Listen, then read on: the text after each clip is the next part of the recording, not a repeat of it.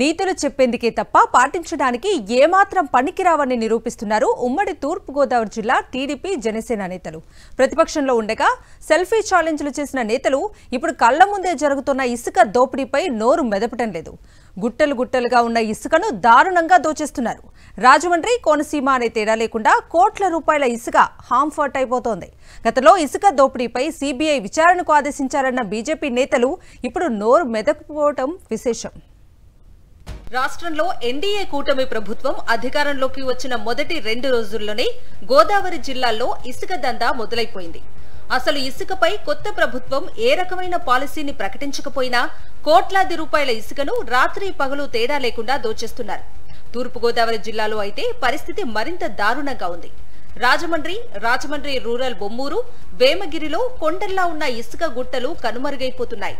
Open రీచ్లు, నదీ గర్భంలో dredging చేయడానికి ఏ అనుమతులు లేకపోయినా రీచ్ల నుండి వందలాది లారీలు దర్జాగా ఇసుకను తరలిస్తున్నాయి. రాజమండ్రి రూరల్లో గాయత్రి ర్యాంపులో ఉన్న 5 రీచ్లలో ప్రొక్రెయిన్లు నిరంతరం పనిచేస్తూనే ఉన్నాయి. ఎటువంటి అనుమతులు అవసరం లేకుండా యథేచ్ఛగా ఇసుకను తరలించి కోట్ల రూపాయలు వెనకేసుకుంటున్నారు. స్థానిక టీడీపీ నేత అండతో దిగువ స్థాయి నాయకులంతా రెచ్చిపోయి ఇసుక మాఫియాను తలపించే విధంగా తరలింపు ప్రారంభించారు. ప్రభుత్వ నిర్మాణాల కోసం వైఎస్ జగన్ ప్రభుత్వం గుట్టలుగా పోసి ఉంచిన ఇసుకను టీడీపీ నేతలు మాయం చేసేస్తున్నారు. ఎన్నికల ఖర్చు వెంటనే లాగేయాలని అనుకున్నారో ఏమో, గెలిచిన వెంటనే ఇసుక ర్యాంపులపై పడ్డారు టీడీపీ నేతలు. నిబంధనలు గాలికి వదిలేసి అనుమతులతో తమకు అవసరమే లేదన్నట్లు చెలరేగి దోపిడీ చేస్తున్నారు. రాజమండ్రి రూరల్ నియోజకవర్గంలో పెద్ద ఎత్తున ఇసుక గుట్టలు ఉన్నాయి. ఇవన్నీ 2 వారాల వ్యవధిలోనే ఖాళీ అయిపోయాయి. ఇసుక రీచ్లలో ఎటువంటి అనుమతులు లేకపోయినా టీడీపీ పెద్దల ఆశీస్సులతో తవ్వకాలు జరిగిపోతున్నాయి. నిత్యం కోటి రూపాయల ఇసుక ర్యాంపుల నుంచి తరలిపోతున్నట్లు తెలుస్తోంది. రెవెన్యూ, మైన్స్, ఇరిగేషన్ అధికారులెవరూ కనీసం దృష్టి సారించకపోవడంతో టీడీపీ నేతల దారుణాలకు అంతు లేకుండా పోయింది. అధికారులు కూడా తమకెందుకు అన్నట్లు వ్యవహరించడంతో టీడీపీ నేతల ఇసుక దందా 3 పువ్వులు 6 కాయలుగా సాగుతోంది. వైఎస్ఆర్సీపీ అధికారంలో ఉండగా ఇసుక ర్యాంపుల దగ్గరకు వచ్చి అక్కడ ఎలాంటి అక్రమాలు జరగకపోయినా సరే గుండెలు బాధేసుకుని మరీ ఆందోళన వ్యక్తం చేసిన రూరల్ ఎమ్మెల్యే బుచ్చయ్య చౌదరి ఇప్పుడు అక్రమంగా తరలిపోతున్న కోట్లాది రూపాయల ఇసుక గురించి ఎందుకు మాట్లాడటం లేదో ఎవరికీ అర్థం కావటం లేదు. ప్రతిపక్షంలో ఉన్నప్పుడు ఆందోళన చేసి అధికార పక్షంలోకి వచ్చిన తర్వాత మిన్నకుండిపోవటంపై పెద్ద ఎత్తున విమర్శలు వ్యక్తమవుతున్నాయి. మరోవైపు నీతి నిజాయితీలకు కట్టుబడి ఉంటామన్న జనసేన నాయకుడు, రాష్ట్ర మంత్రి కందుల దుర్గేష్ ఇలాకాలో కూడా ఇసుక దందాను స్వపక్ష నేతలే భారీగా చేస్తున్నా పట్టించుకున్న దాఖలాలు లేవు.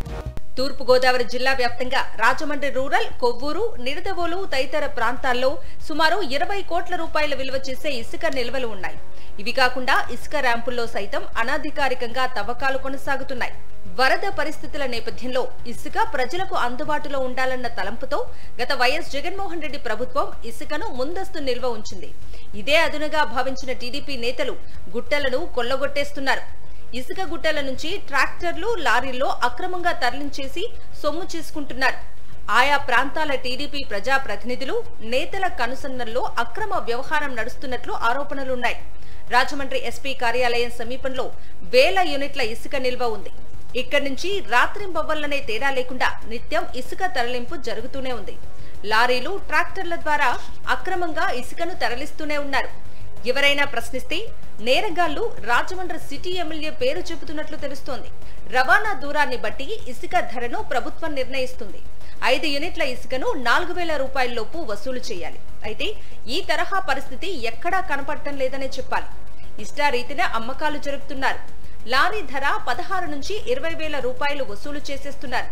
నేరుగా ఎమ్మెల్యేలే హుకుం జారీ చేస్తుంటే ఇక ప్రభుత్వ అధికారులు చూసి చూడనట్లుగా ఉంటున్నారు. ఎందుకొచ్చిన గొడవలే అని అనుకుంటూ అక్రమార్కులను వదిలేస్తున్నారు. మరోవైపు ఇసుక కోసం ధవళేశ్వరం కాటన్ బ్యారేజ్ కు సమీపంలో డ్రెడ్జింగ్ జరుపుతున్నారు. నదీ గర్భంలో ఇసుక తీసుకునే ప్రయత్నంలో భాగంగా బ్యారేజ్ డ్యామేజ్ అయితే తీవ్ర ఇబ్బందులు ఎదురయ్యే అవకాశం ఉంది. కోనసీమ జిల్లాలో కూడా పరిస్థితి ఇదే విధంగా ఉంది. కూటమి గెలిచిన 2-3 రోజుల్లోనే ఒక జనసేన నేత ఇసుక గుట్టలను తరలించి సొమ్ము చేసుకున్నట్లు తెలుస్తోంది. గోదావరి తీరంలో ఎక్కడ చూసినా అనుమతి లేని అక్రమ ఇసుక తవ్వకాలే కనిపిస్తున్నాయి. కొత్త శాండ్ పాలసీ ఎప్పుడొస్తుందో తెలియదు కాబట్టి ఈలోగా 4 రాళ్లు వెనకేసుకోవాలనే ఆలోచనతో టీడీపీ జనసేన నేతలు జట్టు కట్టి మరీ ఇసుక అక్రమాలకు తెరతీశారనే ఆరోపణలు వ్యక్తమవుతున్నాయి. తన రాజమండ్రి లోక్సభ నియోజకవర్గం పరిధిలో ఇంత ఘోరంగా ఇసుక మాఫియా చెలరేగిపోతున్నా సరే బీజేపీ రాష్ట్ర అధ్యక్షురాలు పురంధేశ్వరి ఇప్పటి వరకు పెదవి విప్పటం లేదు. టీడీపీ జనసేన అగ్రనేతలకైతే చీమ కుట్టినట్లుగా కూడా లేదు. గతంలో వైఎస్ఆర్సీపీ పాలనలో ఎక్కడ ఏ చిన్న ఘటన జరిగినా సరే దాని మీద రాద్ధాంతం చేసిన వారు ఎల్లో మీడియా పెద్ద మనుషులు ఇప్పుడు కళ్ళు మూసుకుని ఏమీ పట్టనట్లుగా వ్యవహరించడం పట్ల సర్వత్రా విస్మయం వ్యక్తమవుతోంది.